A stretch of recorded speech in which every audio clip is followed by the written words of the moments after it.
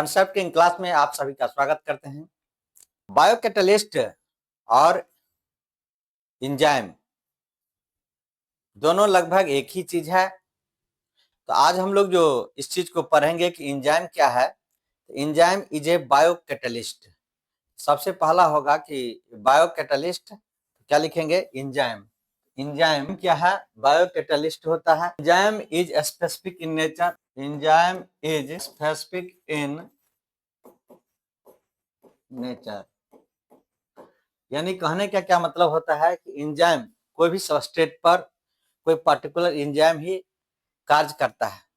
हर एक एंजाइम हर एक सब्सटेंस पर कार्य करेगा ऐसा संभव नहीं है। तो enzyme is specific in nature. जैसे माल्टोज है तो यहाँ पर माल्टेज एंजाइम जो है सो काम करेगा। C6E12H22 और O11, यहाँ पर माल्टेज एंजाइम। ये क्या है, माल्टोज। तो माल्टेज एंजाइम यहाँ पर क्या करेगा, कार्य करेगा। तो यहाँ C6H12O6 C6H12 और O6, ये क्या है, ग्लूकोज। ये भी क्या है, ग्लूकोज। यानी दो मॉलिक्यूल क्या दिया, ग्लूकोज देता है। तो माल्टोज पर माल्टेज एंजाइम क्या करता है, कार्य कर रहा है। अगला हम लोग पढ़ेंगे विटामिन। विटामिन जो है ऑर्गेनिक कंपाउंड है और इसे हम लोग अपने भोजन में लेते हैं और वो भी कम अमाउंट में लेते हैं। स्पेसिफिक है और कोई biological specific function for normal maintenance of optimum growth and health of the organism. Vitamins are organic compound required in the diet in a small amount to perform a specific biological function for normal maintenance of optimum growth and health of the organism। यानी कि enzyme vitamins क्या है, एक organic compound है जिसको हम अपने भोजन में डाइट में सम्मिलित करते हैं और बहुत ही कम अमाउंट में से लिया जाता है। एक लाइन लिख देंगे, organic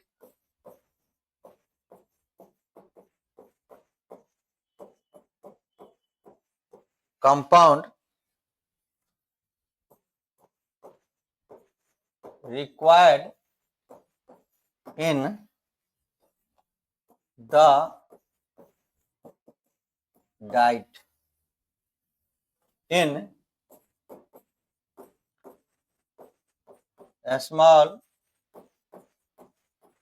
amount to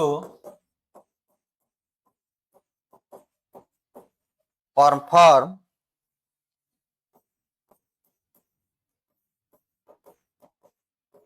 a specific biological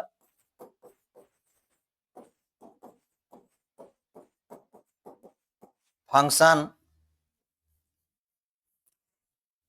for normal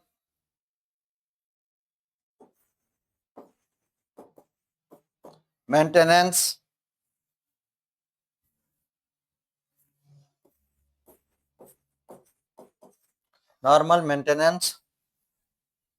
of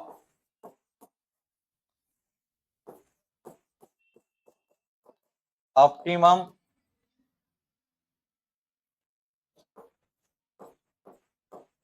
growth and health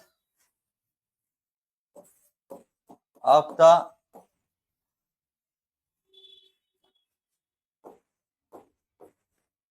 organism।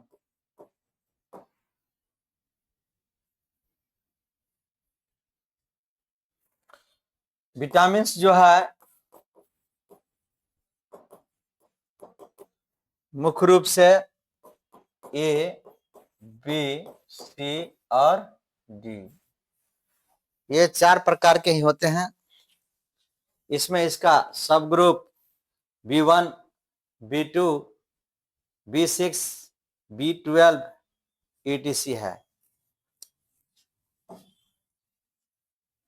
इसका जो सब ग्रुप होगा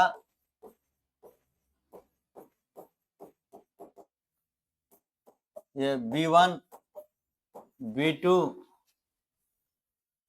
B6, विटामिन B12,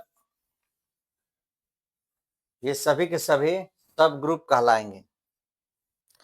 विटामिन को 2 भाग में बांटा गया है, एक फैट सोल्यूबल विटामिन और दूसरा वाटर सोल्यूबल विटामिन।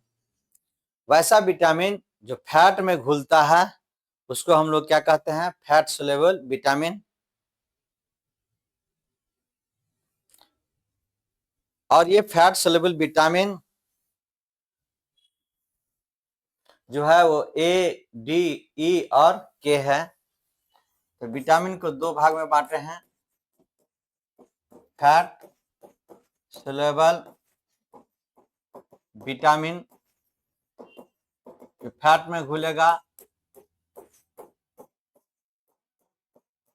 एडक ADE के, उसको एडक को हम लोग क्या बोलते हैं, फैट सोल्यूबल विटामिन।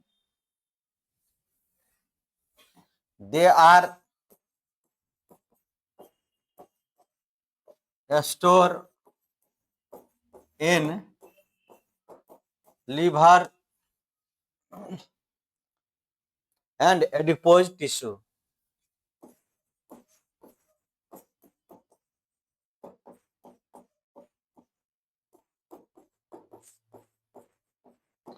ये लीवर और एडिपोज टिश्यू में स्टोर रहता है, जमा रहता है। वाटर सोल्यूबल विटामिन यानी ADE के बाद जितने भी विटामिन होते हैं सभी के सभी विटामिन वाटर सोल्यूबल होते हैं। दूसरा हम लोग देखेंगे water soluble vitamin. Water soluble वैसा विटामिन जो वाटर में घुलेगा, B group and vitamin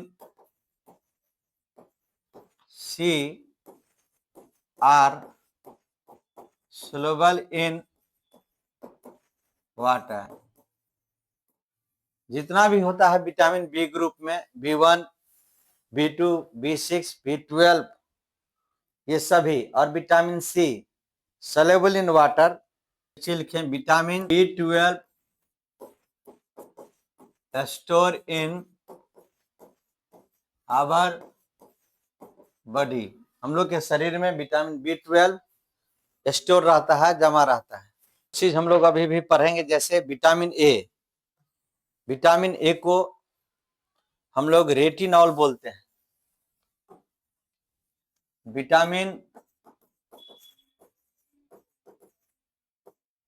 A इसको बोलते हैं रेटिनॉल। विटामिन ए को बोलते हैं रेटिनॉल। इसका जो सोर्स है fish, liver oil, carrots, butter and milk. यानी कि ये चीज अगर आप लेते हैं, खाते हैं, तो विटामिन ए आपको प्राप्त होता है। इसके कमी से नाइट ब्लाइंडनेस, रतौंधी नामक बीमारी होती है। विटामिन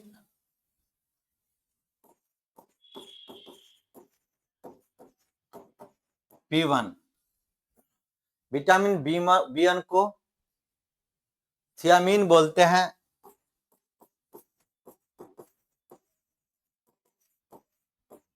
विटामिन B1 को थियामिन बोलते हैं। यह ईस्ट, खमीर से, मिल्क से, ग्रीन वेजिटेबल्स और सीरियल्स, अनाज वगैरह जो हम लोग खाते हैं वहां से हमको B1 मिलता है। इसके कमी से बेरी नामक बीमारी होती है। इस बीमारी में loss of appetite, retard growth, वृद्धि क्या हो जाती है, रुक जाती है।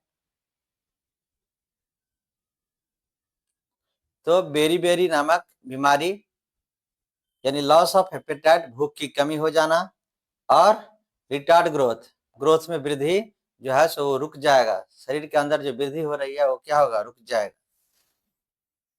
अगला विटामिन है विटामिन B2। विटामिन B2 को राइबोफ्लाविन बोलते हैं।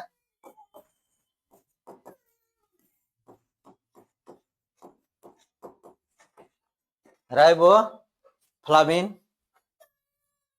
ये मिल्क एग का जो व्हाइट वाला भाग होता है उसमें, लीवर में और किडनी में पाया जाता है। इसके कमी से cheilosis, fissuring at corner of mouth, इस जगह पर देखिएगा आपको ये हल्का सा घाव वगैरह निकल जाता है। तो विटामिन B2 के कमी। विटामिन B6 पायरिडॉक्सिन इसको बोला जाता है। विटामिन D6 को पायरिडॉक्सिन, विटामिन B6 को क्या बोला जाता है, पायरिडॉक्सिन। ये ईस्ट में, मिल्क में, एग का अंडा का जो योग होता है उसमें, सीरियल्स और ग्राम चना में पाया जाता है। इसके कमी से कन्वुल्सन्स, मरोड़ पड़ना, पेट में मरोड़ पड़ता रहता है, वो विटामिन B6 के कमी से। अगला है विटामिन B12।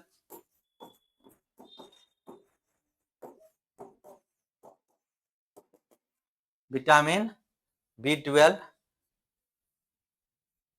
विटामिन B12 को साइनोकोबालोएमिन कहा जाता है। इसमें कोबाल्ट पाया जाता है और यह मीट में, फिश में, अंडा में और कर्ड, दही में पाया जाता है। इसके कमी से यानी B12 अगर आप नहीं लेते हैं तो pernicious anaemia, RBC deficiency in haemoglobin, है ना, हीमोग्लोबिन में आरबीसी, रेड ब्लड कॉर्पल्स की कमी हो जाएगी। अगला है विटामिन C।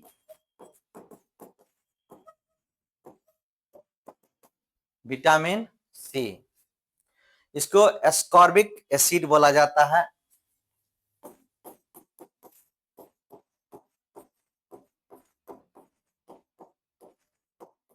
एस्कॉर्बिक एसिड बोला जाता है विटामिन C को। यह साइट्रस फ्रूट, जो खट्टा फल होता है उसमें, आंवला एंड ग्रीन लीफी वेजिटेबल में पाया जाता है। और इसके कमी से स्कर्वी, यानी विटामिन C के कमी से स्कर्वी होता है। स्कर्वी का मतलब ब्लीडिंग इन गम्स, मसूड़ा में जो है ब्लीडिंग होने लग। विटामिन D, विटामिन D को अर्गो कैल्सीफेरॉल बोलते हैं, अर्गो कैल्सीफेरॉल बोला जाता है। और ये पाया जाता है एक्सपोजर टू सनलाइट, सूर्य के प्रकाश में जो है आप रहेंगे, और फिश, मछली में, और योग ऑफ एग, अंडा के योग में पाया जाता है। विटामिन D के कमी से रिकेट्स बच्चों में हो जाता है, हड्डियां उसका क्या होगा, कमजोर हो जाएगा। ज्वाइंट पेन इन एडल्ट, और एडल्ट में ज्वाइंट पेन अर्थराइटिस टाइप का होता है।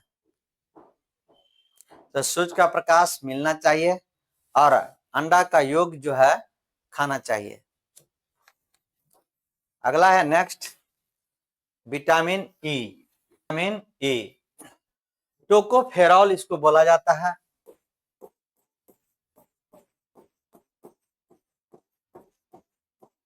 टोकोफेरॉल इसका मेन सोर्स जो है वो vegetable oil like wheat, germ oil, sunflower oil etc। और इसके कमी से increase fragility of RBC and muscular weakness, मांसपेशियों में दर्द वगैरह जो करता रहता है वो विटामिन ई के कमी से, इसीलिए तेल वगैरह से दर्द करता है तो उसको मसाज किया जाता है। अगला है विटामिन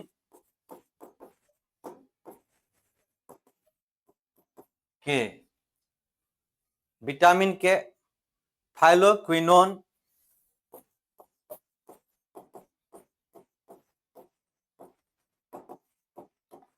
इसको फाइलोक्विनोन बोला जाता है। इसका जो मेन सोर्स है ग्रीन लीफी वेजिटेबल और इंक्रीज ब्लड, इसके कमी से इंक्रीज ब्लड क्लोटिंग टाइम, यानी ब्लड रक्त का जो थक्का जमेगा उसके टाइम को क्या करता है, ये इंक्रीज कर देता है। तो आज विटामिन हम लोग यहीं पर एंड कर दिए। जय हिंद, जय भारत।